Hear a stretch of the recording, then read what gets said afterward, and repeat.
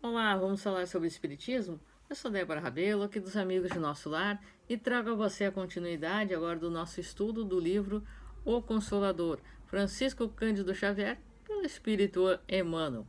Então vamos à nossa leitura e reflexão, passo a passo, certo? Item 107. Questão 107. Um hospital espírita tem utilidade para uma família espírita? Resposta: a fundação de um hospital em cujos processos de tratamento estejam vivos os princípios do espiritismo evangélico constitui realização generosa, na melhor exaltação dos ensinos consoladores dos mensageiros celestiais.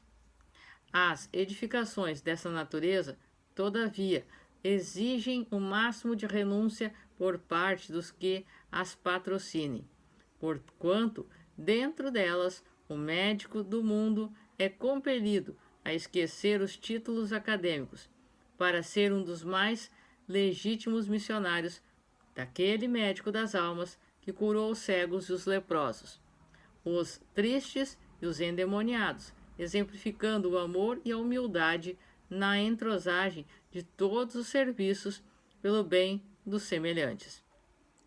Um hospital espírita deve ser um lar de Jesus. Seu aparelhamento é uma maquinaria divina, exigindo idêntica superioridade nos operários chamados a movimentar-lhe as peças, de modo a que se não deturpe a grandeza profunda dos fins.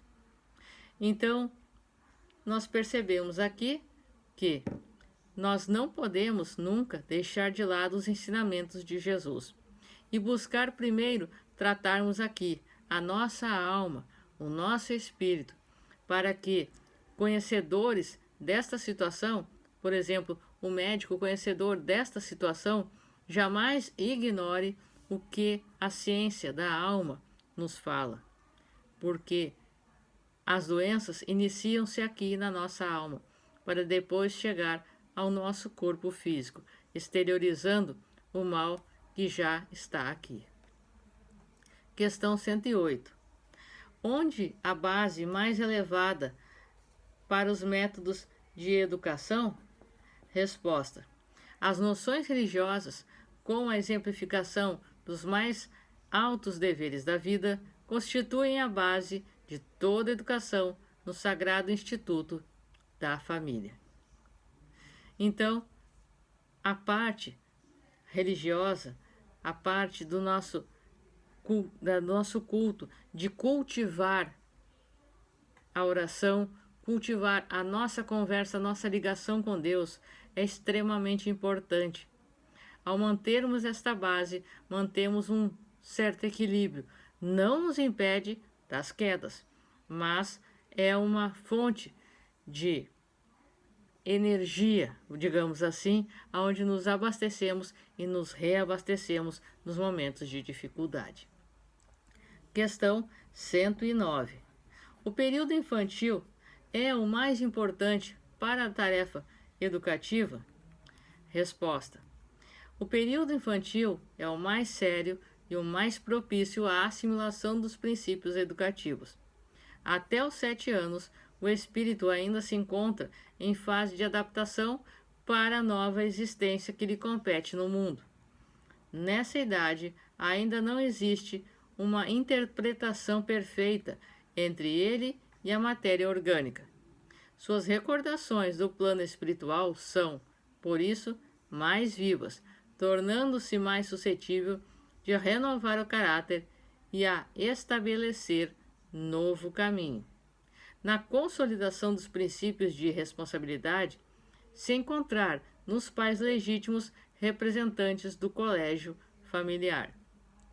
Eis porque o lar é tão importante para a edificação do homem e porque tão profunda é a missão da mulher perante as leis divinas.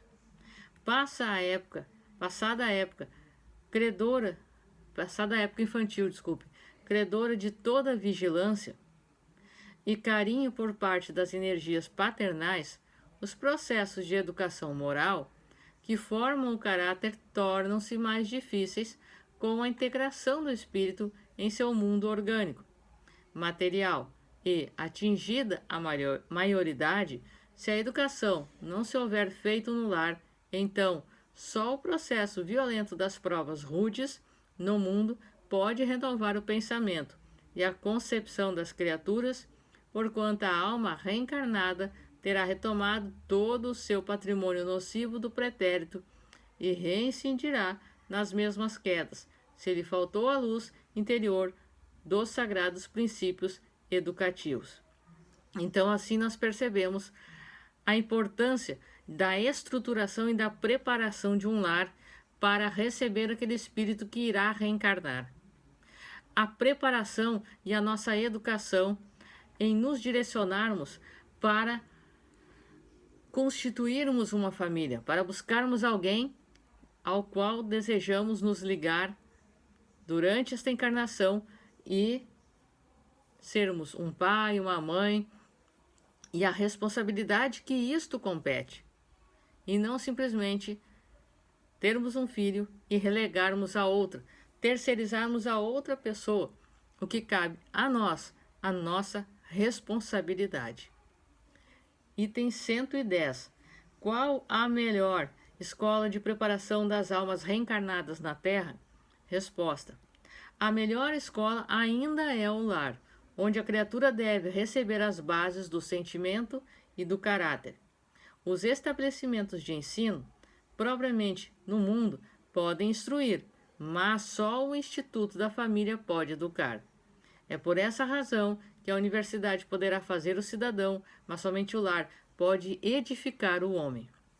Na sua grandiosa tarefa de cristianização, essa é a profunda finalidade do espiritismo evangélico, no sentido de iluminar a consciência da criatura, a fim de que o lar se refaça e novo ciclo de progresso espiritual se traduza entre os homens em lares cristãos para a nova era da humanidade. Então, assim nós percebemos que as escolas terrenas podem direcionar, moldar a pessoa com as bases do que ela tem aqui consigo, do que ela traz dentro do seu lar. E aí nós percebemos que muitas pessoas, aliás, que todas as pessoas têm uma casa, porém poucas têm um lar.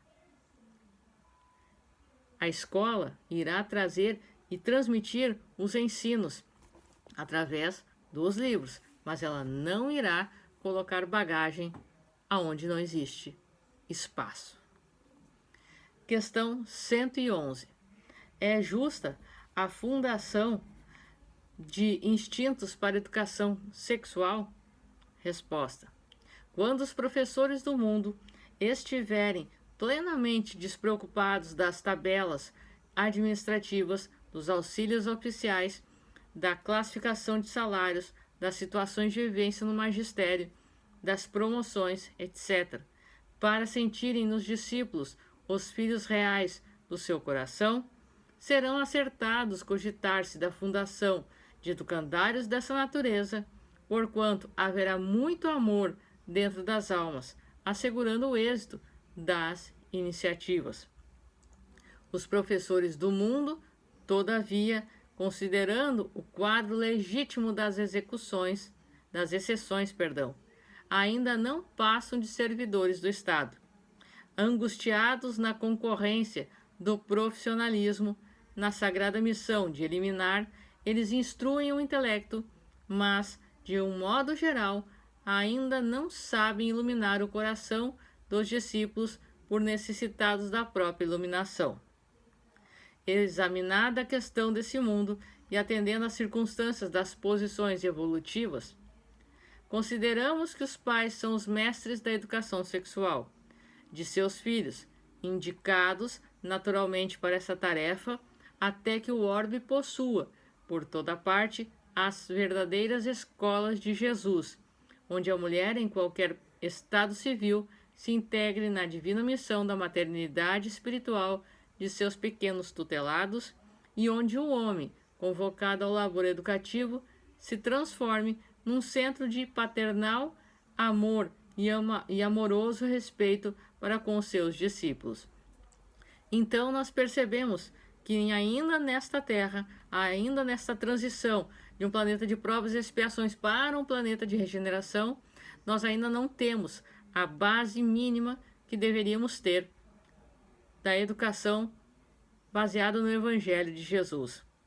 Ainda vemos muitos escândalos sexuais acontecendo por conta de incentivos de se buscar ainda um primitivismo, uma animalidade, e as pessoas sendo descartadas como se fossem coisas. Ou seja, ainda um incentivo mais de uma posse do que um sentimento, do que a valorização do espírito. Então ainda não temos a base necessária para isto. Mas esta transição nos levará, com certeza, a uma busca desta importância também, certo? Questão número 112. Como renovar os processos de educação para a melhoria do mundo? Resposta: as escolas instrutivas do planeta poderão renovar sempre os seus métodos pedagógicos com esses ou aqueles processos novos, de conformidade com a psicologia infantil, mas a escola educativa do lar possui uma fonte de renovação, que é para o Evangelho, e um só modelo de mestre, que é a personalidade excelsa do Cristo. Então, mais uma vez, Jesus é o caminho, a verdade e a vida. E a partir do seu Evangelho, da sua lei de justiça, de amor e de caridade, é que nós iremos encontrar uma estrada de evolução, certo? Questão 113. Os pais espiritistas devem ministrar a educação doutrinária a seus filhos, ou podem deixar de fazê-lo, invocando as razões de que, em matéria de religião, apreciam mais a plena liberdade dos filhos? Resposta: o período infantil, em sua primeira fase, é o mais importante para todas as bases educativas, e os pais espiritistas cristãos não podem esquecer seus deveres de orientação aos filhos nas grandes revelações da vida. Em nenhuma hipótese, essa primeira etapa das lutas terrestres deve ser encarada com indiferença. O pretexto de que a criança deve desenvolver-se com a máxima noção de liberdade pode dar ensejo a graves perigos. Já se disse no mundo que o menino livre é a semente do celerado. A própria reencarnação não constitui em si mesma restrição considerável à independência absoluta da alma necessitada de expiação e corretivo. Além disso, os pais espiritistas devem compreender que qualquer indiferença nesse particular pode conduzir a criança aos prejuízos religiosos de outrem, ao apego do convencionalismo e à ausência do amor à verdade. Deve nutrir-se o coração infantil com a crença, com a bondade, com a esperança e com a fé em Deus. Agir contrariamente a essas normas é abrir para o faltoso de ontem a mesma porta larga para os excessos de toda sorte, que conduzem ao aniquilamento e ao crime. Os pais devem compreender essa característica de suas obrigações sagradas, entendendo que o lar não se fez para a contemplação egoística da espécie, mas sim pelo santuário que por vezes se exige a renúncia e o sacrifício de uma existência inteira. Então, mais uma vez, aqui nós frisamos a importância de buscarmos a educação e a firmeza dos caráteres sobre a base do Evangelho de Jesus. Certo? Item 114. Agora, a economia deve ser dirigida? Resposta: no que se refere à técnica de produção, à necessidade de repartição e aos processos de consumo, é mais que justa a direção da economia. Porém, nesse sentido, todo o excesso político que prejudique a harmonia da harmonia na lei das trocas, de que o progresso depende inteiramente, é um erro condenável, com graves consequências para toda a estrutura do organismo coletivo. Tais excessos deram causa aos sistemas autárquicos de governos da atualidade, onde parecem todos os ideais da justiça econômica e de fraternidade, em virtude dos erros de visão e do mau nacionalismo. A vida depende de trocas incessantes e toda restrição a esses elevados princípios de harmonia é uma passagem para a destruição revolucionária, onde se invertem todos os valores da vida. Que a economia seja dirigida, mas que as paixões políticas não penetrem os seus domínios de equilíbrios e reciprocidade, porquanto na sua influência nefasta o bastar-se a si mesmo. É a ideologia sinistra da ambição e do egoísmo, onde o fermento da guerra encontra o clima apropriado para suas manifestações de violência e extermínio. Então nós percebemos aqui a importância da educação e a importância de buscarmos a coletividade, não apenas o eu, mas o coletivo, para crescermos de forma firme. Questão 115, segunda parte, filosofia. Pergunta: é a filosofia a interpretação sintética de todas as atividades do espírito em evolução na Terra? Resposta: a filosofia constitui, de fato, a súmula das atividades evolutivas do espírito encarnado na Terra.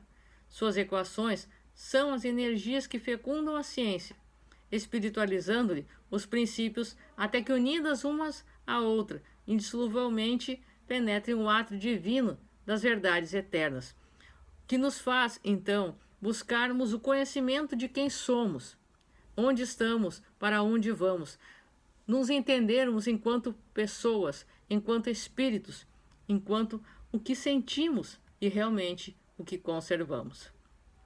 Agora, vamos à questão 116, no tema vida, aprendizado, fechando este ciclo deste estudo de hoje, certo? O homem físico está sempre ligado ao seu pretérito espiritual? Resposta: como a maioria das criaturas humanas se encontra em lutas expiatórias, podemos figurar o homem terrestre como alguém a lutar para desfazer-se do seu próprio cadáver, que é o passado culposo, de modo a ascender para a vida e para a luz que residem em Deus. Essa imagem temo-la na semente do mundo que, para desenvolver o embrião, cheio de vitalidade e beleza, necessita do temporário estacionamento no seio lodoso da terra, a fim de se desfazer o seu envoltório, crescendo, em seguida, para a luz do sol e cumprindo sua missão sagrada, enfeitada de flores e frutos.